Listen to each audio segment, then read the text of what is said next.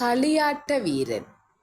കോലത്തിരി സ്വരൂപത്തിലെ ദേശവാഴികൾ എന്ന നിലയിൽ പട്ടും പട്ടോലയും നാഴിയും ഏറ്റുവാങ്ങിയ 8 പ്രഭുക്കന്മാരിൽ പ്രധാനികളായിരുന്നു അള്ളോനും അനുജൻ മന്നോനും. ഇനിയും നമ്മൾ കോലത്തിരിയുടെ സാമന്തന്മാരായി കഴിഞ്ഞിട്ട് കാര്യമില്ല. അതെ അതെ, കോലത്തിരിയുടെ മേൽക്കോയ്മ നമുക്ക് അവസാനിപ്പിക്കണം. ഈ വിവരം പെരുമ്പറ കൊട്ടി നാടുനീളെ അറിയിച്ചാലും വൈകാതെ. ഡും ഡും. തേജസ്വിനിപ്പുഴ മുതൽ ചിറ്റാരിപ്പുഴ വരെയുള്ള 14 ദേശങ്ങൾക്ക് ഉടയവനായ അള്ളോനും ഒളവറപ്പുഴ മുതൽ തേജസ്വിനിക്കര വരെയുള്ള 12 ദേശങ്ങൾക്ക് ഉടയവനായ മന്നോനും കോലത്തിരി സ്വരൂപത്തിന്റെ നാഴിയും താക്കോലും കൈവെടിഞ്ഞ് തിരുമൂപ്പ് സ്ഥാനം കയ്യേറ്റിരിക്കുന്നു. ഡും ഡും. കോലത്തിരിയുടെ കൊട്ടാരത്തിൽ നിന്ന് കപ്പം ചോദിച്ച് ആരെങ്കിലും ഇവിടെ കാലുകുത്തിയാൽ ആ നാവ് ഞാൻ അരിയും. ഈ വിവരമെല്ലാം കോലത്തിരി അറിഞ്ഞു. അള്ളോനും മന്നോനും ഇടഞ്ഞുമാറി തിരുമൂപ്പ് സ്വയം കയ്യേറ്റിരിക്കുന്നു. കപ്പം ചോദിച്ച് ചെല്ലുന്നവന്റെ നാവരിയുമെന്ന് അള്ളോനും മന്നോനും പറഞ്ഞിരിക്കുന്നു. വേണ്ട, ചുങ്കപ്പണം ചോദിച്ച് നാം ആരെയും വിടുന്നില്ല. വെറുതെ എന്തിന് സാധുക്കളുടെ ചോര ചിന്തണം? നാം സമാധാനം ആഗ്രഹിക്കുന്നു. താമസിയാതെ നീലേശ്വരം ക്ഷേത്രത്തിൽ ഉത്സവം വന്നെത്തി. ഹര ഹര മഹാദേവ. ഉത്സവം കാണാൻ കോലത്തിരി ഇളയ തമ്പുരാനും പുതുകെട്ടിലമ്മയും സാമൂതിരിപ്പാടിന്റെ നേരനന്തിരവളായ പങ്കിപ്പിള്ള തമ്പുരാട്ടിയും 51 അകമ്പടിക്കാരും ക്ഷേത്രത്തിലേക്ക് യാത്രയായി. ഇതേ സമയം അള്ളോന്റെ കൊട്ടാരത്തിൽ ഇളയ തമ്പുരാനും പുതുകെട്ടിലമ്മയും അകമ്പടിക്കാരും തേജസ്വിനിപ്പുഴ കടന്നു വരുന്നു. ഹ ഹ ഹ. അള്ളോന്റെ വാൾമുനയിലാണ് ഈ ദേശമെന്ന് അവർ മറന്നുപോയോ?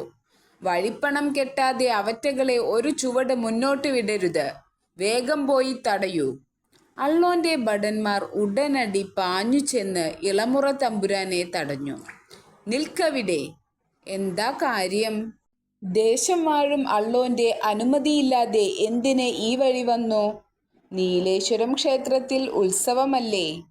ഉത്സവം കൂടുന്നതൊക്കെ കൊള്ളാം. അള്ളോന്റെ ദേശം കടക്കണമെങ്കിൽ വഴിപ്പണം കെട്ടണം. പറയൂ, ആളൊന്നിന് എത്ര വേണം? ചെമ്പുകാശോ വെള്ളിയോ? വേഗം 7 നാഴി പൊൻപണം അളന്നെടുക്കൂ. ngേ. അത്രയും പണമെടുക്കാൻ തൽക്കാലം മാർഗമില്ലാതെ ഇളയ തമ്പുരാനും കൂട്ടരും വിഷമിച്ചു നിന്നു. പ്രാർത്ഥനാമുറിയിലിരുന്ന കോലത്തിരി വലിയ തമ്പുരാന്റെ കാതുകളിൽ ഈ വാർത്തയെത്തി. എന്ത്? ഇളമുറ തമ്പുരാനെയും പുതുകെട്ടിലമ്മയെയും വഴി തടഞ്ഞെന്നോ? കൊടുങ്കാറ്റുപോലെ വലിയ തമ്പുരാൻ പുറത്തേക്കെത്തി. ഇനി അള്ളോനോട് ക്ഷമിക്കാൻ നമുക്കാവില്ല. എവിടെ ദേശവാഴികളും പടപ്പന്തി മൂപ്പന്മാരും? കൽപ്പിച്ചാലും തിരുമനസേ. മറുവാക്ക് ചോദിക്കാൻ നിൽക്കാത്ത നാം ഭീരുവാണെന്നാണോ അവറ്റകളുടെ വിചാരം? നാവുകൊണ്ടല്ല, വാളുകൊണ്ടാണ് മറുപടി പറയാൻ പോകുന്നത്. നമ്മുടെ പടപ്പന്തി മുഴുവൻ ഇപ്പോൾ തന്നെ പുറപ്പെടട്ടെ. അള്ളോന്റെയും മന്നോന്റെയും തല കൊയ്യണം. എല്ലാം അവിടുത്തെ ഹിതം പോലെ. പിറ്റേന്ന് പുലർച്ചെ പെരുമ്പുഴയും കടന്ന് സൈന്യം വടക്കോട്ട് നീങ്ങി. അതേസമയം അള്ളോനും അനുജൻ മന്നോനും ജ്യേഷ്ഠ, കോലത്തിരിപ്പട കുത്തിയൊലിച്ച് പാഞ്ഞു വരുന്നു. ഓഹോ, കോലത്തു സ്വരൂപത്തിന്റെ അടിപതറുന്നത് നീ കണ്ടോളൂ. ngേ. എങ്ങനെ?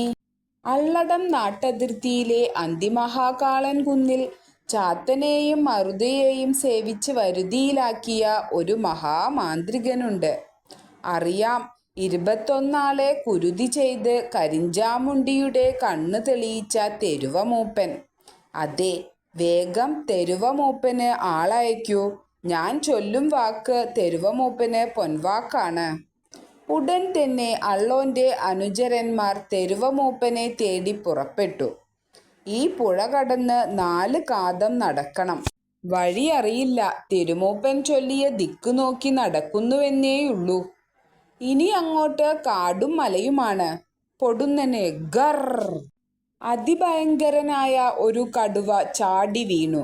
ഗർ. ഹയ്യോ കടുവ, വേഗം അമ്പയക്ക്. അത്ഭുതം തന്നെ, അമ്പുകളേറ്റിട്ടും അത് വീഴുന്നില്ലല്ലോ. അത് സാധാരണ കടുവയല്ല, ഓടിക്കോ, ഇല്ലെങ്കിൽ അത് നമ്മളെ ശരിപ്പെടുത്തും. അള്ളോന്റെ അനുചരന്മാർ ജീവനും കൊണ്ടോടി. കടുവയെ കാണുന്നില്ലല്ലോ, അത് എവിടെ പോയി? സാധാരണ കടുവ ആയിരുന്നെങ്കിൽ അത് നമ്മളെ പിന്തുടർന്ന് പിടിച്ചേനെ. തെരുവമൂപ്പന്റെ കാട്ടിലൂടെയുള്ള യാത്ര അപകടം നിറഞ്ഞതാണെന്ന് പണ്ടേ കേട്ടിട്ടുണ്ട്. അവർ മുന്നോട്ട് നീങ്ങി. "ഹെന്റെ കാളിയമ്മേ, ഡും ഡും, ചതിച്ചല്ലോ കാളിയമ്മേ!" കൂറ്റൻ പാറക്കല്ലുകൾ തലയിൽ വീഴാതെ അവർ പരക്കം പാഞ്ഞു. ഹോ, അതിൻ്റെ അടിയിൽ പെട്ടാൽ നമ്മുടെ കഥ കഴിഞ്ഞേനെ. ഓടി ഓടി നമ്മൾ 2 കാതം പിന്നിലെത്തി. ഇങ്ങനെ പോയാൽ തെരുവമൂപ്പനെ കാണാൻ പറ്റില്ല. തെരുവമൂപ്പനെ കാണാതെ തിരിച്ചു ചെന്നാൽ അള്ളോൻ തിരുമൂപ്പൻ നമ്മുടെ തലയെടുക്കും. വരുന്നതു വരട്ടെ, മുന്നോട്ട് നീങ്ങാം. തെരുവമൂപ്പന്റെ മാരണമൂർത്തികളാവും ഇതിൻ്റെയെല്ലാം പിന്നിൽ. ശരി, എന്താണെങ്കിലും മുന്നോട്ടു നീങ്ങാം, വരൂ. ഇനിയും തടസ്സങ്ങളുണ്ടായാൽ മാരണമൂർത്തികൾക്ക് നമ്മൾ ചോര കൊടുക്കണം. അവർ ഒരു മലയുടെ ചുവട്ടിലെത്തി. പെട്ടെന്ന് കാറ്റ് വീശാൻ തുടങ്ങി. ഫൂം! ഹോ, എന്തൊരു കാറ്റ്! പെട്ടെന്ന് അവരിലൊരാൾ വിരലിൽ മുറിവുണ്ടാക്കി അടുത്തു കണ്ട ബലിക്കല്ലിൽ ചോര വീഴ്ത്തി. ഹാവൂ, കാറ്റടങ്ങി. അപ്പോഴതാ പാറക്കെട്ടുകൾക്ക് മുകളിൽ നിന്ന് തെരുവമൂപ്പൻ ഇറങ്ങി വരുന്നു. ആചാരമൂർത്തികൾക്ക് ചോര കൊടുത്തു ശാന്തരാക്കി മലഞ്ചോട്ടിൽ വന്നു നിൽക്കുന്നതാര്? അടിയങ്ങൾ അള്ളോന്റെ സേവകരാണേ. ഞങ്ങളോടൊപ്പം വന്നാലും 101 പൊൻപണക്കിഴിയും 4 കെട്ട് പുകയിലയും. വലിയ മൂപ്പന്റെ സേവകരോ? ഞാനിതാ വരുന്നു, ഭാണ്ഡം മുറുക്കേണ്ട താമസം. അങ്ങനെ തെരുവമൂപ്പൻ അള്ളോന്റെ മുന്നിലെത്തി. തെരുവമൂപ്പൻ പൂജ തുടങ്ങി. മാരണമൂർത്തികളുടെ മന്ത്രം ജപിച്ച് കുരുമുളക് ഹോമിച്ചു. പെട്ടെന്നതാ കോലത്തുപടയുടെ കാല് കുഴയാൻ തുടങ്ങി. ഹമ്മോ, നടക്കാൻ വയ്യേ, ആ! പടിപ്പന്തി മൂപ്പരുടെ കാലുകൾ വാദം പിടിച്ച് വേദനിക്കാൻ തുടങ്ങി.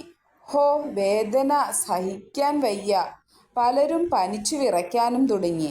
എന്നിട്ടും അവർ മുന്നോട്ട് നീങ്ങി. പടയുടെ 1-ാം നിര കാര്യങ്കോട് പുഴ കടന്നതും എവിടെ നിന്നൊക്കെയോ അവർക്കു നേരെ അമ്പുകൾ പാഞ്ഞെത്തി. ഹയ്യോ, ഷൂം, ഹയ്യോ! അള്ളോന്റെ ഭടന്മാർ ഒളിച്ചിരുന്ന് അമ്പുകൾ തുടരെ തൊടുത്തുവിട്ടു. കോലത്തിരിയുടെ ഭടന്മാരെല്ലാം നിലം പതിച്ചു. 1-ാം പടപ്പന്തി മൂപ്പനായ 4-ാം സാമന്തൻ കുന്നമംഗലത്ത് ഉണ്ണിത്തിരി മാത്രമേ രക്ഷപ്പെട്ടുള്ളൂ. കോലത്തിരി പടയുടെ പിൻനിര ഈ വാർത്തയറിഞ്ഞ് നടുങ്ങി. ഉണ്ണിത്തിരിയുടെ പടപ്പന്തി മുഴുവൻ ചത്തൊടുങ്ങിയെന്നോ? നവഗ്രഹങ്ങളും പഞ്ചതന്ത്ര മഹാമൂർത്തികളും അള്ളോന്റെ കൂടെയാണ്. കോലത്തുപട മുഴുവൻ തേജസ്വിനിപ്പുഴയുടെ മരണച്ചുഴിയിൽ പെട്ടുപോയേക്കാം. ആ രാത്രി പടപ്പാളയത്തിൽ കോലത്തിരി തമ്പുരാന് ഉറങ്ങുവാനായില്ല. ദേശവാഴികൾ നമ്മോട് കൂറു കാണിക്കുന്നത് വെറുതെയാണ്. ദേശവാഴികളുടെയും പടമൂപ്പന്മാരുടെയും മനസ്സും വാളും കൈകളും അള്ളോന്റെ കൂടെയാണ്.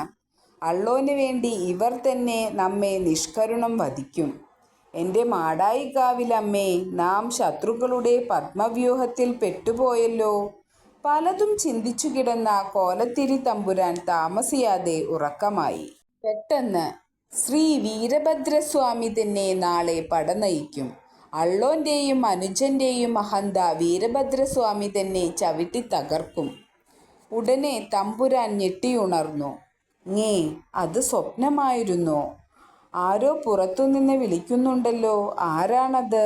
രാത്രിയുടെ 3-ാം യാമം കഴിഞ്ഞിരുന്നു. തമ്പുരാനെ, 12000 വീതം അള്ളോന്റെ 2 പടപ്പന്തികൾ പാളയത്തിന് പിന്നിൽ നിരന്നു കഴിഞ്ഞു. നാളെ രാവിലെ നമ്മുടെ പടമൂപ്പന്മാർ 6 പേരും ആയുധം വെച്ച് കീഴടങ്ങുകയാണ്. എൻ്റെ മാടായിക്കാവിലമ്മേ, ഇനി ഏതു നിമിഷവും അവരെൻ്റെ ശിരസ് ഛേദിക്കും.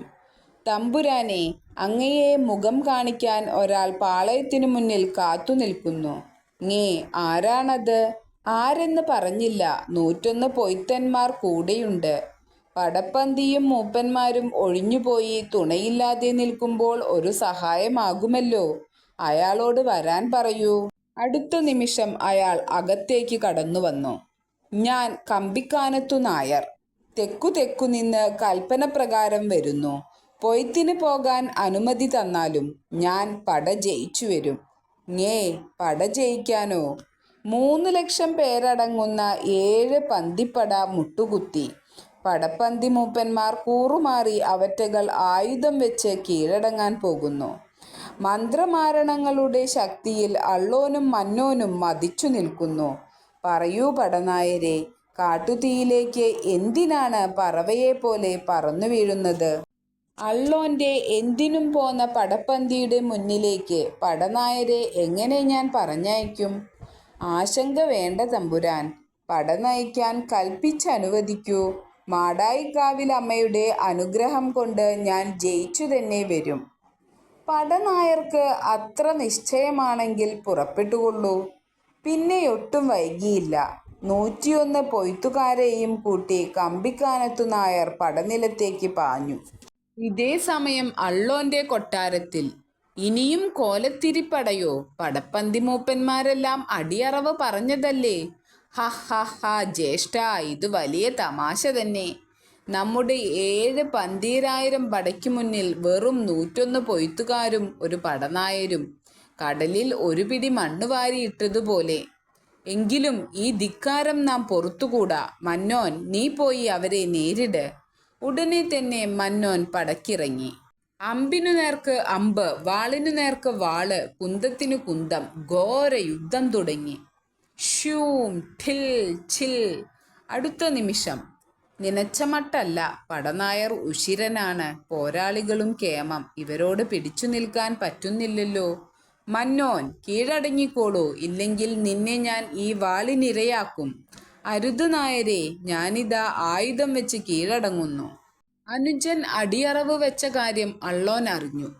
തെരുവമൂപ്പ, നിന്റെ മന്ത്രശക്തികളൊക്കെ തുലഞ്ഞോ? പടനിലത്ത് പതറാത്ത എൻ്റെ അനുജൻ എങ്ങനെ കീഴടങ്ങി? എനിക്ക് ഒന്നും മനസ്സിലാകുന്നില്ല. പടനായർക്ക് വാളുകൊണ്ട് ഞാൻ തന്നെ മറുപടി നൽകും. പടക്കളത്തിലേക്ക് കുതിച്ചെത്തിയ അള്ളോനും കമ്പിക്കാനത്തു നായരും ഏറ്റുമുട്ടി. അത്യുഗ്രൻ പോരാട്ടം. വാളുകൾ തമ്മിൽ ഇടഞ്ഞു. ആക്രോശം, നിലവിളി. എടാ പടനായരെ, നിന്നെ ഞാൻ! അള്ളോന്റെ പടപ്പന്തിയെ മുഴുവൻ പടനായർ അരിഞ്ഞിട്ടു. വൈകിയില്ല. പടനായർ ഒറ്റ വെട്ട്. അള്ളോന്റെ കഥ കഴിഞ്ഞു. കോലത്തിരിയുടെ കൂട്ടക്കാർ ആർത്തു വിളിച്ചു, കോലത്തിരി തമ്പുരാൻ വിജയിക്കട്ടെ! പടത്തലവൻ കമ്പിക്കാനത്തു നായർ വിജയിക്കട്ടെ! നാട്ടുകൂട്ടം ഒരു മാത്ര കണ്ണഞ്ചി തുറന്നതും കമ്പിക്കാനത്തു നായരെയും കൂടെ വന്ന പൊയ്ത്തുകാരെയും കാണാനില്ല.